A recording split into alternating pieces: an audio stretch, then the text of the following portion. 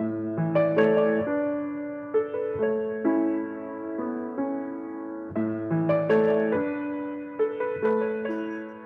is the Principle Podcast, and this is X.A. Anderson, where we talk about the principles that govern everything. And I got to tell you, one of the things I'm a strong believer in, if you really want to learn about the principles that govern human relations, you need look no further than Jesus Christ and what he said. One of the things that he taught, if you read in Matthew 5-7, it's the Sermon on the Mount.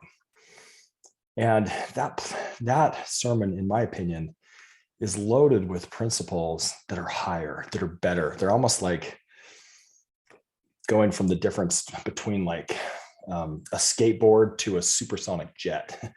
And my sister has this analogy. She says, if you want to ride a skateboard, you can get around town, you could get around, several streets, but it's really hard to ride a skateboard thousands of miles. The skateboard doesn't have that many rules. I mean, there's a few rules, but if you follow other rules, you have more freedom. So this is how rules are connected to freedom. Again, this is a thought that came from my dad, and my sister reiterated it in her book. But my dad, had this thing, the more rules you have, the more freedom you actually get.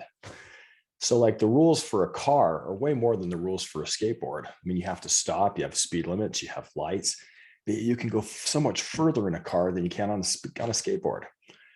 Well, the rules for an airplane are even more intense. You've got to have air traffic control, and you've got to have, certain rules about the checks you do before you fly, and how fast you've got to fly at certain places. If you don't follow those rules, you're in big trouble in an airplane. Well, the rules for an airplane are more strict than the rules for a car. The rules for a car are more strict than the rules for a skateboard. If you wanted to do a space flight, you'd have to have exact rules. If you don't get that orbit just exactly right, you could spin out into space. The rules for a spacecraft are even more intense than for an aircraft. But as the rules get stricter, the freedom actually increases. You can go so much further in a spaceship than an airplane. You can go so much further in an airplane than a car. You can go so much further in a car than a skateboard. So this diet is not original to me. It was taught by my dad. It was reiterated by my sister in her book, Shalissa Lindsay.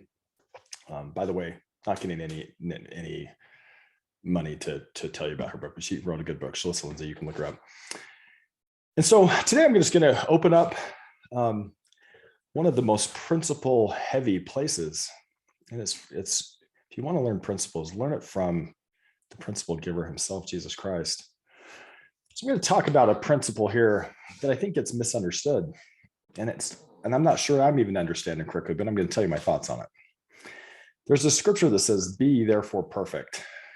And I think it stresses a lot of people out. And by the way, I think that Jesus Christ can make it. But I've always been intrigued because I like to see things the way Christ said them in context.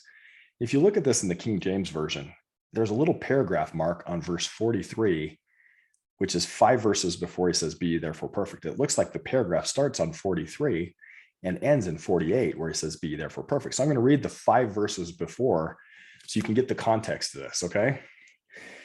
He says, "Ye have heard that it hath been said, Thou shalt love thy neighbor and hate thine enemy.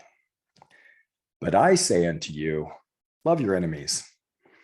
Bless them that curse you. Do good to them that hate you. Pray for them which despitefully use you and persecute you, that ye may be the children of your Father which is in heaven. For he maketh his sun to rise on the evil and on the good, and sendeth rain on the just and on the unjust. For if ye love them which love you, what reward have ye? Do not even the publicans the same? And if ye salute your brethren only, what do ye more than others? Do not even the publicans so? Be ye therefore perfect, even as your Father which is in heaven is perfect." And so when taken in context, he basically asks a question. He says, if you just love people who love you, is there any reward for that? If you just salute other people who salute you, is there any reward for that? And he says, your Father who is in heaven, he maketh his rain come on the just and the unjust. He makes his sun rise on the good and the evil. Be ye therefore perfect, even as your Father in heaven is perfect. He's saying, if you can love, because I think sometimes we get this idea that if I just check all these boxes, then I'll be perfect. And I think real perfection comes through love, through learning to love like Jesus Christ loved. And if we learn to love like Jesus Christ loves, that's what gets us to being perfect. Now, I don't claim to know exactly what Jesus meant, but it seems to me that when he put that right at the end of the paragraph, why take the whole rest of the paragraph out? Read the whole paragraph and see how the context is, because the context is really important. And I think that principle is a higher principle. I think it's the principle that's the difference between riding a skateboard. Doesn't have that much rules, isn't that hard. And maybe flying in a supersonic jet. It's the difference between trying to just slog through the mud and getting a spacecraft. It's a higher principle. If we can learn that, if you really want to learn principles, they're written all over about by Jesus Christ. Start with Matthew 5-7. See if you can find principles in the Bible, Matthew 5-7. Thanks for thinking about this. This is X.A. Anderson with the Principle Podcast. Have a great day.